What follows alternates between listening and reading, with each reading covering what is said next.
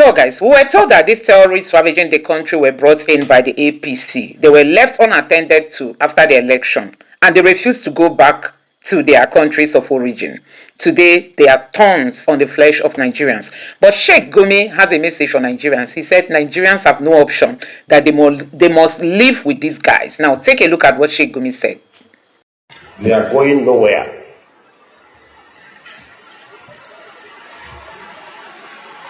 They are part of us and we are part of them. We must live with them. You can't drive them away and they can't drive us away. They are our neighbors, so we should never allow them to be our enemies. And if by any mistakes, by our actions, we have turned them into enemies, then we are finished. Because our real enemy will use them against us. As your real enemy will use your neighbor against you. And nobody knows your secret more than your neighbor. He knows when you come back and when you go out. So we should never allow herdsmen to be our enemies. He is saying we don't have any option. We must live with them, whether we like it or not. Today, see what they are doing, how they are milking Nigerians. See the video where they are displaying their wealth, their ill-gotten wealth on the social media. You can imagine this heap of money gotten from ransom after kidnapping. So guys, this is the reality Nigerians have got to go through, because Sheikh Gumi is forcing the Fulanis on Nigerians that they don't have option. They must live with them, whether you like it or not. They own the country. Don't forget they said Nigeria is their God-given country. So guys, now take a look at this headline. Some of the Mieti Allah leaders or Mieti Allah members were caught in Kwara State. Now, see how this headline captured this. It's breaking news. Leaders of the Kwara State chapter of Mieti Allah, including their president, Idris Abubakar, have been arrested for alleged involvement in kidnapping and sponsorship of armed bandit groups in the state. These are the people Sheikh Gumi said, we don't have option. We must live with them. You imagine the audacity, the power, the command with which Sheikh Gumi speaks. I'm just wondering wondering where he's coming from. Sheikh Gumi comes out and makes statements that nobody, be it in the defense, be it in Aso Rock, nobody can challenge him. He said Nigerians have got no option.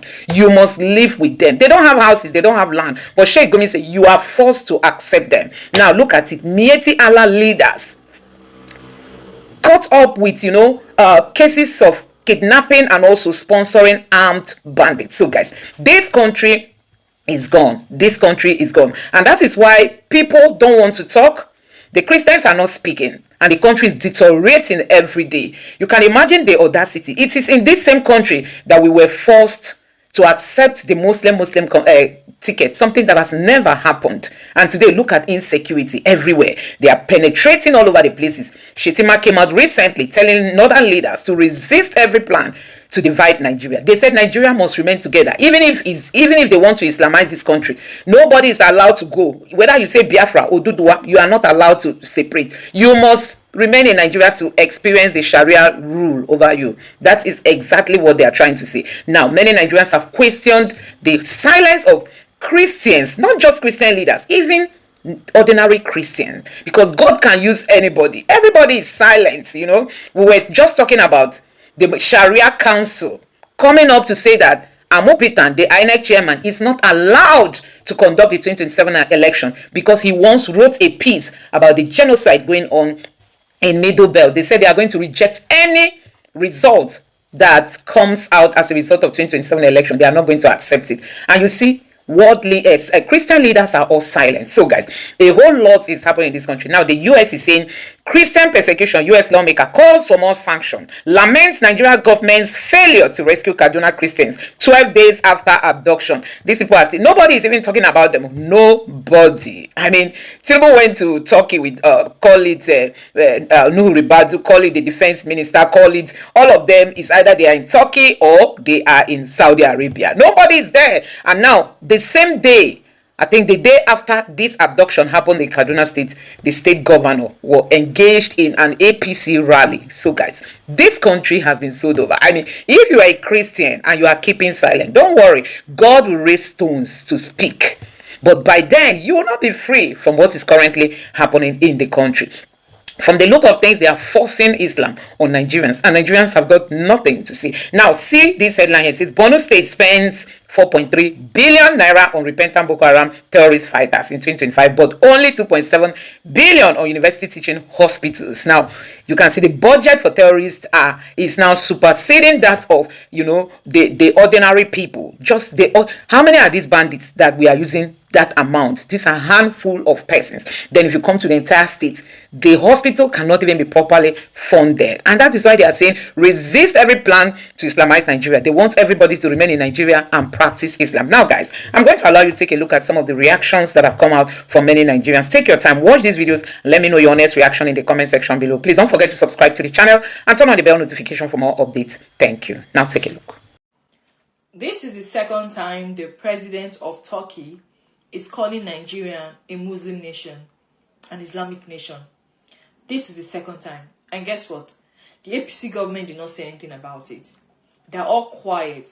Like there's nothing going on. They're all quiet. Imagine if it was Donald Trump that called Nigeria a Christian nation. Don't worry, it will happen soon. Because I don't know the politics, the game that Nigeria is playing. All of a sudden, after Donald Trump bombed Sokoto, Sheikh Gumi, the man who doesn't hold any political position in Nigeria, who is a terrorist sympathizer, he came out and said, oh, Tinubu should seek security support for Turkey, from this nation. And guess what? Tinubu obeyed.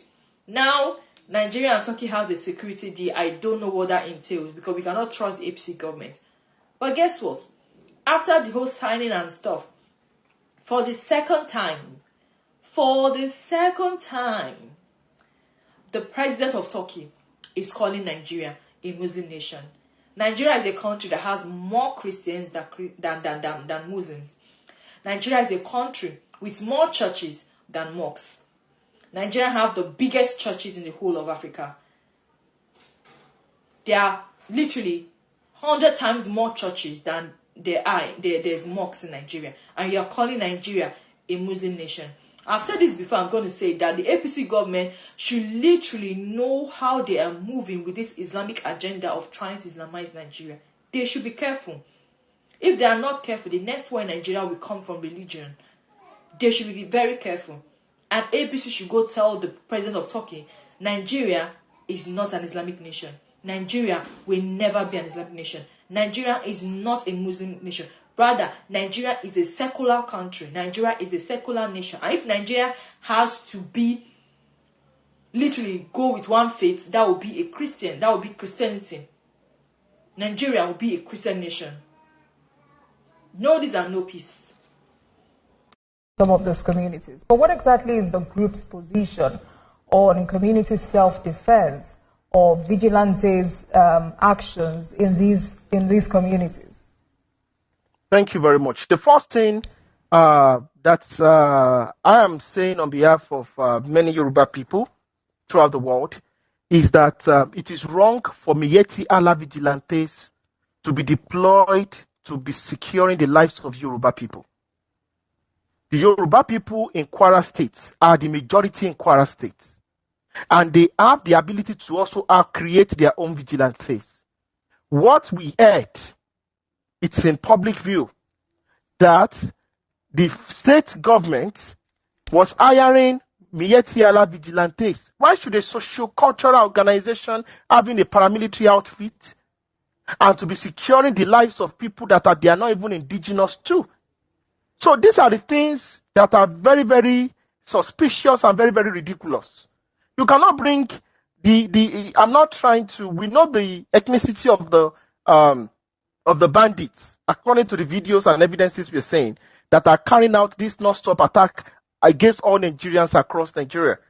But it will be unfair for you to now bring in non-indigenous people, not just, and they are not state actors, vigilantes, paramilitias, to be safeguarding the lives of indigenous people. The indigenous people, firstly, they are not going to cooperate. So the issue of community cooperation, where people are going to report and give the right intel for the for the vigilantes to work, it's not going to happen because all insecurity are local. That's number one. So we want the Kwara state government to empower Yoruba vigilantes to secure Yoruba land in Kwara state. It is unfair for our people, for outsiders to be brought. They are not police, they are not army to be securing, and we've seen it's failed. It has failed. And also, you also saw there's a letter that the Alaafin for your wrote to the Kwara state government that if they need. Hello and welcome. My name is Magnus Oraka. This is Woto TV. Have you ever wondered why in Nigeria Christianity and Islam seem to be having are coming into loggerhead? Now the problem is not Christianity. The problem is Islam or the practitioners of Islam in Nigeria. Because I've never seen any day where a pastor, tells his followers that, hey, tomorrow we are going to attack Muslims or tomorrow we are going to attack a mosque. It's always the other way around. Living in the north, I've grown up in my life seeing Muslim clerics preaching hate. I mean, literally preaching hate and telling their followers to hate Christians, calling Christians names, Kafri, Arne, all sort of debasing nomenclatures that can describe human beings. Now, most of these clerics, Muslim clerics, are the very problem of Islam in Nigeria, because it's like to be a cleric of Islam in Nigeria is you must have to learn how to hate Christianity. You must have to learn how to condemn the Bible. Now, Christianity has been there until 500 years later, before Islam came. Christianity has held on to itself without forcing anybody to come and join it by the tip of the sword. And nobody is unalived by leaving Christianity. Nobody gets killed because you leave Christianity or because you abuse Jesus Christ. If I am today now, if I'm here, somebody said Jesus Christ is an idiot, I'll leave Jesus Christ to fight him. But it's not the same thing with Islam. If I say Muhammad is an idiot with big head now, they'll say I've committed blasphemy. And people, self-employed or self-appointed people who are employed to protect Islam will come after me to cut off my neck. Now that's where the problem is. It appears Islam cannot survive on its own except its followers fight to protect it. Now, what kind of product doesn't stay to fight for itself? It's like giving you a book to read. I say, this book is beautiful. The message inside the book is very beautiful. Read it, your life will transform.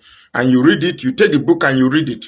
And all of a sudden I say, maybe some years later I now realize that the teachings of the book is not good. And I say, okay, I don't want to have anything to do with the book again. And the owner said, no, you must hold the book. You must abide by the book. You must read by the book. You can't leave. Once you read this book, you must abide by it. Once you accept it, you must abide by it. If you refuse to abide by it, you'll be killed. Only a cult operates such a philosophy. Only a cult. Now, is Islam a cult?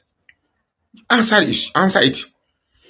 Now, I strongly believe today that if you take out the violence, if you take out this self-appointed protector of Islam today and let Islam to stay on its own, I can assure you that in less than 3-4 days or 4, it will collapse. Now, a strong religion is one who survives by its ideologies. The moment you begin to force people or take out people who don't believe, you reduce the population of the other faith so that your own population increase. That is not a growth. Like some people came to my page and say that Islam is the fastest growing religion. How is it the fastest growing religion? Is it by conviction or by coercion? You go to people and eliminate the population of the other religion. Of course, if you eliminate other religions, your population will be more by comparison. And the idea that people who join the religion can't leave again, because if you leave, it is termed as apostasy, and then your life could be taken for that such an action. Then it is not a religion of conviction. Now, I don't care about your philosophy, but in this country, you don't force people to accept your ideology. And where they don't accept, you eliminate them. You don't carry a religion and have a higher than mighty status, or a higher than mighty mentality, that because you embrace such a faith, you are suddenly now more important or more valued than those with other faiths. You see, we're going to have a problem. So if truly there must be peace, and you claim Islam is a religion of peace, then you must learn to tolerate. You must learn to put your religion to sustain itself by itself. You must test your religion by exposing it to other religion and see if it stands by itself, and not forcing, maiming, killing, burning, and threatening, and outright annihilation of other people who don't believe in your faith. You cannot claim your religion is superior when you don't allow the religion to sustain itself, except you obliterate other population for your religion. Let the religion stand on its own. Let it fight for itself and see if it is indeed sustainable by itself. Well, I'm not, like I said, I'm not here to look for trouble. These are my personal thoughts. If you have a contrary thought for this thought, please don't forget to communicate with me. And I'm ready to debate anybody on this. My name is Magnus Oraka. Please follow this page and share this post now. Welcome back to Security Matters. It seems like every single day we cannot go to sleep and wake up without hearing of cases of insecurity. We do have our guest who's joining us. Is the principal partner, Monarch and Associates Consulting. We have Mr. Akinkunmi Von Thomas who's here with us. Welcome. Yeah, good morning, Lagos. Before we went on the break, Olive highlighted the Meiti Allah leaders who have been arrested in Kwara State over ransom proceeds. What's really going on? I don't know if you've been following this story. I was here to mention that you and I might be acting a film, and we are all playing with ourselves as it concerns Nigeria for now, because it's a script that is being acted out. I said that ahead of Meiti Allah coming out and all these issues coming public. But the question is, when can we have the freedom to say things we see so clearly, and there are proofs that these things are not supposed to happen? Do we have a good power check? And is accountability in the nation, is it ensured?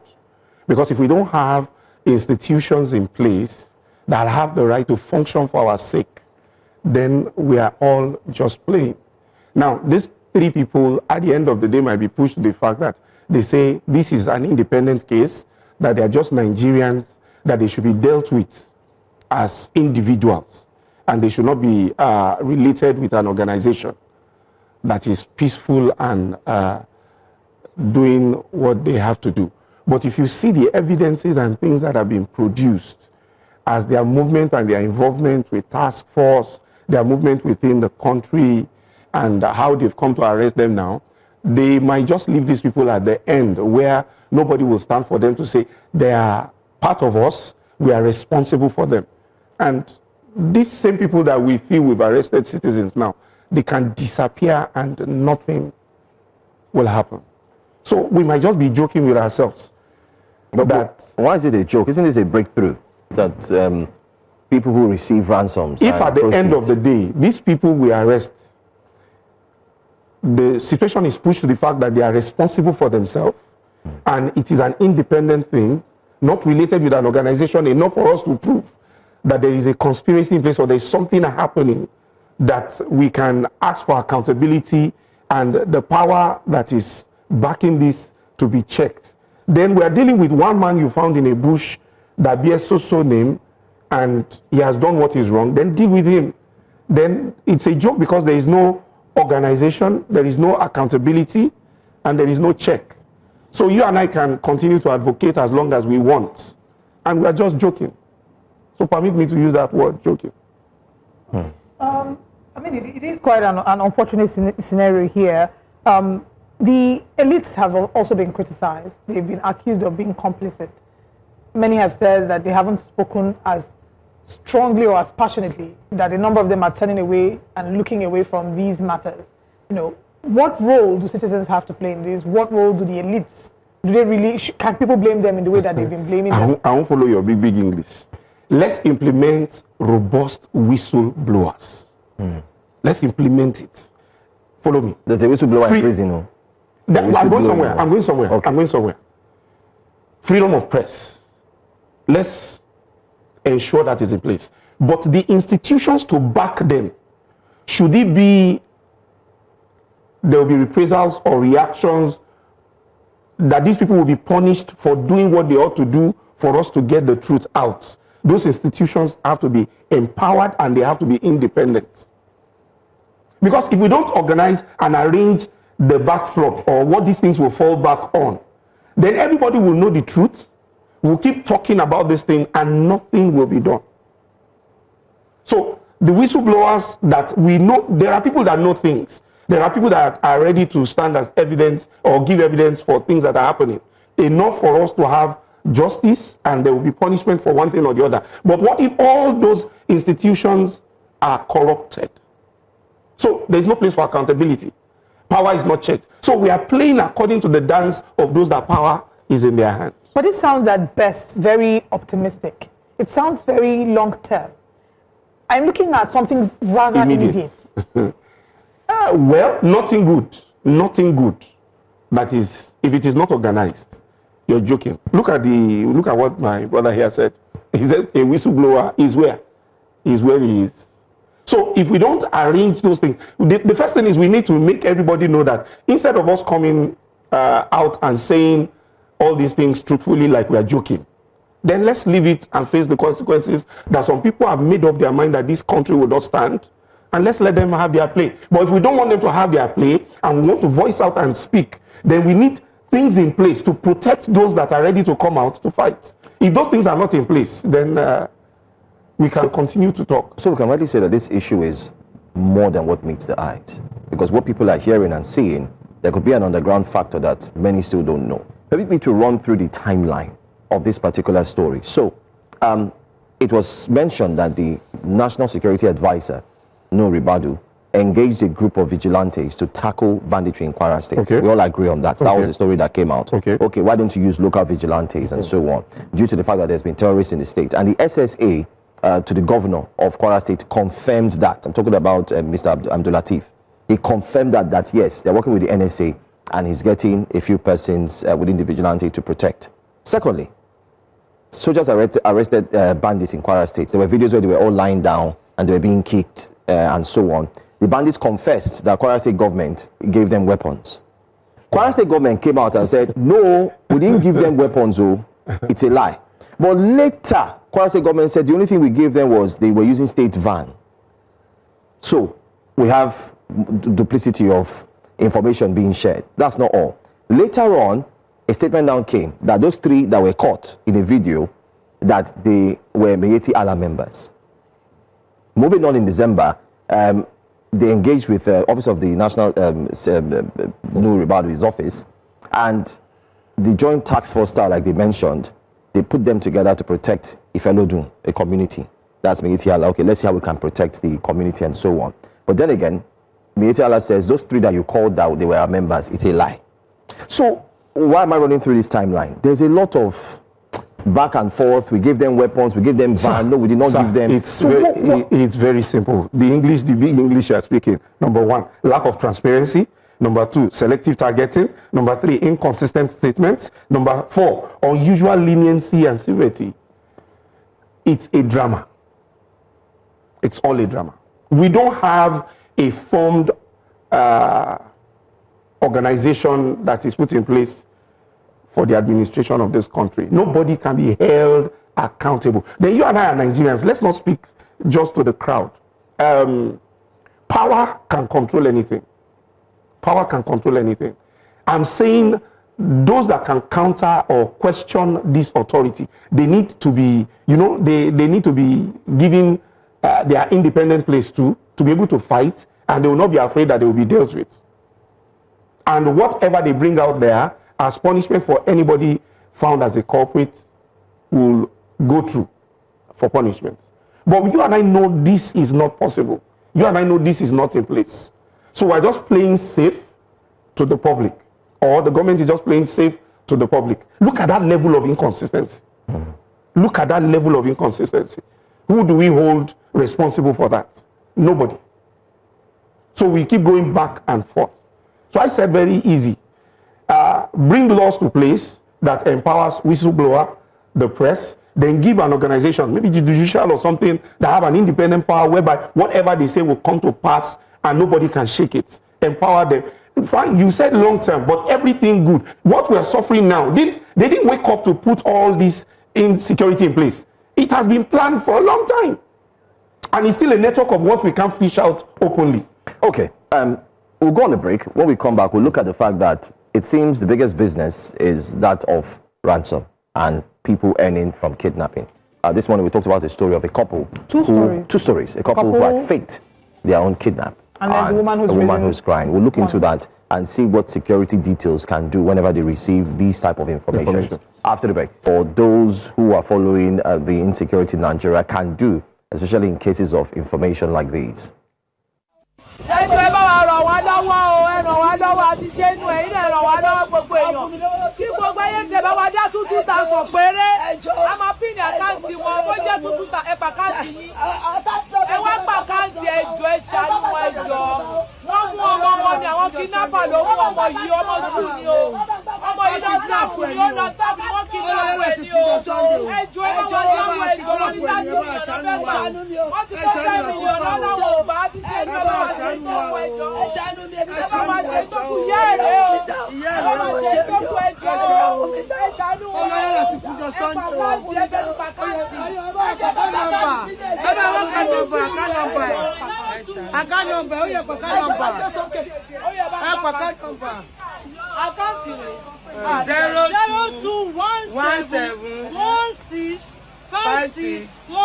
Call you Farouk GT Bank. GT Bank. 02171656. Okay. How do we manage this situation? Moral failure. Well, that one is human. It's human. It's just people playing intelligence with security not being coordinated, the community not being organized. It still comes back to accountability. That's why you will see police dealing with people, and you ask them, what right do you have to deal with this person the way you are dealing with the person? Do you have evidence? Have you proven it? Has everything got to the process which it needs to pass through before you have the right to even do anything to the person? So the moral failure is all over the place. Look at what we're looking at. A family that were abducted or kidnapped. The child was kidnapped. She's asking for help. They are contributing. And while I was looking at it, it just came to my mind that, like you said, they could turn it to business whereby somebody would just say, look, let's act our own. We can't find food to eat and we can survive on this thing. Let's make noise, gather whatever we can gather. If somebody gathers 2 million naira on this, and the person doesn't have a job, doesn't have what to eat, and the person comes back again with the child they've hidden inside the house, it's because there are gaps. And the gap still goes back to security and accountability. Nobody to hold. The moral failure is all over the place. It's like it's free for all. Yes. So now this one now where the mother has to respond for her child, which is rather sad. And then we're in a country that has made it illegal to source for ransom, sort of to advocate to pay ransom to terrorists. Just like what she's doing, right? Which is illegal, right? So if you now come and say that that people shouldn't pay ransom, we don't encourage terrorism, how do we find that balance? Because you haven't provided the security. That we help them out. Put the systems that would guarantee the safety of these citizens. Citizens are having to be their own government. They're providing their security. They're rallying together to be able to gather intelligence to find their loved ones. In some cases, we've seen where there's been exploitation. Someone has been kidnapped to go to make a report, and you are even exploited further. So, I guess the question is... When you get to a police station, running with your emergency to announce that a family member has been abducted, and police officers will sincerely tell you, sir, even to move from here, number one, did you come with a vehicle? You say you didn't come with a vehicle. They said there is no means of even moving from here. And the people you are talking to, you tend to ask yourself, are these people even capable to help the immediate situation of what I'm going through. So the masses have their doubts, very open doubts about how insecure they are. Very, very open. So the moral failure is general. And what to do about it, to give accountability, you begin to trace it down. The police even go as far as telling you this is the amount of money they give them monthly, and you to listen to that amount, can it run this kind of organization? And you begin to reason, and you see that the failure, system. Yeah, the system is just broken. It's a broken system, and we can't run away from constitutional reform and institutional reform. One question every Nigerian would ask, I mean, as a security person yourself, why is it taking long for the name and shame to have happened? Why is it so long? Something came to my mind. I've not gotten your own aspects to something came to my mind, because for a leader to be elected, you will need those at the grassroots. Our problem is not these people that are elected and put in place and we're claiming we don't trust now. It is those at the bottleneck they use at the grassroots to get to where they are. We need to quickly begin to work on, because they speak for many people. I'll give you an example. I have my place in a street where if somebody is a very rough person that can beat anybody in the street, police knows the person and nobody is doing anything about it. He becomes a terror on his own. Now, if I want to campaign in that street, you need that person. I need that person. And immediately that person comes in. Money exchange hands, which is not a problem. But when you look at the person is morally zero. Has nothing to, he has prostitutes, he does not go home, he has rogues. You can be passing and he decides to take a drink and nobody can stop him. Now, I'm going somewhere. Now, if this person goes with the political hand that needs his help and they are asking, what do we need to do? I need the whole of this local government taken. When I saw it yesterday night, I just smiled. They brought in, what do they call these this solar lights? They just brought solar light to the whole street and everybody just disappeared. Whatever he says goes. Is this not the better country we're asking for? At least he has fixed the light for us. But what they will take is deep. You are looking afraid. All is well. I mean, these conversations are very sad to have. So we have solar. When you come, you see the place. All lights are up. That's not what we're talking about. The person that has engaged them to tell them you have the whole of this local government, moral death, very wrong person. His home is not in place. He doesn't have respect for education. He doesn't care about the welfare of the people he's controlling at the grassroots. And he doesn't have office. It's just because he's a thug and a crook. That is why he can rule over them. That's how he entered into the office of somebody that rules that community. So Togri has exchanged just the same way we're talking about how ransom for kidnapping has become business. It's just moral failure. It's just moral failure. Accountability needs to be put in place. And power must be checked. Power really must be checked, Mr. Von Thomas. Thank you very much for joining us. We will continue to follow up with new developments on this story. We hope that we can even hear from the citizens, we can hear from the government, and we're not playing politics, because it seems that politics is the main concern.